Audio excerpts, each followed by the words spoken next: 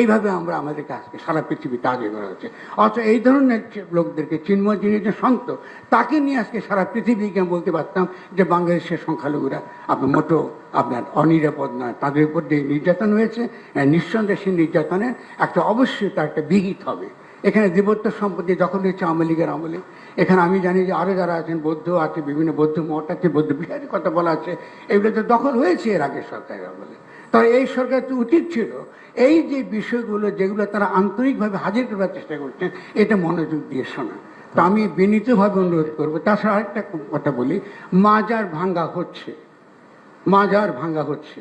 যারা মাজার ভাঙতে, আমি গত কদিন আগে মাজার ভাঙ্গা হয়েছে, একটার পর একটা মাজার ভাঙ্গা হয়েছে, যেটা একদম ইসরায়েলি নীতিতে। ইসরায়েলও কিন্তু যেটা করে দক্ষিণ আপনার ওয়েস্ট ব্যাংকে, যে এখানকার ইসলামের যে ইতিহাস, চারদিক ইতিহাসে পীর মুর্শেদ অলি আউলিয়ারা তারা যে ভূমিকা রেখেছেন, সে ঐতিহ্যকে মুছে ফেলা, ইতিহাসকে মুছে ফেলা, স্মৃতিকে মুছে ফেলা।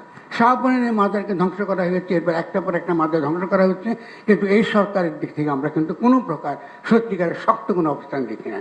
যারা মাজার ভেঙেছে, আমি স্বরাষ্ট্র মন্ত্রণালয় থাকলে প্রশ্ন করতাম, তারা যারা ভেঙেছে তাদের বিরুদ্ধে তো কোনো মামলা হয় না, তাদের কাউকে তো গ্রেফতার করা হয় না।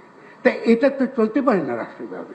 তারা আজকে আমরা যে জায়গায় এসেছি, আমি এখানে যারা হাজির হয়েছেন, মূলত যারা স্টেক হোল্ডার, যারা মূলত দাবি তুলছেন যে তাদের যে সকল অধিকার রয়েছে, তারা নাগরিক অধিকার আছে, মানবিক অধিকার আছে, সমাবেশ করার অধিকার আছে, অনেক ক্ষেত্রে আমাদের সঙ্গে তাদের একমত নাও। ধন্যবাদ। কিন্তু আলোচনা করবার একটা পরিবেশটা তৈরি করার জন্য আমি শুধুমাত্র বিনীত অনুরোধ জানাবো যে চিন্ময় কৃষ্ণ দাসের বিরুদ্ধে সত্যিকারে কোনো অভিযোগ যে না থাকে, প্রথম কাজ হচ্ছে তাকে মুক্তি দেওয়া।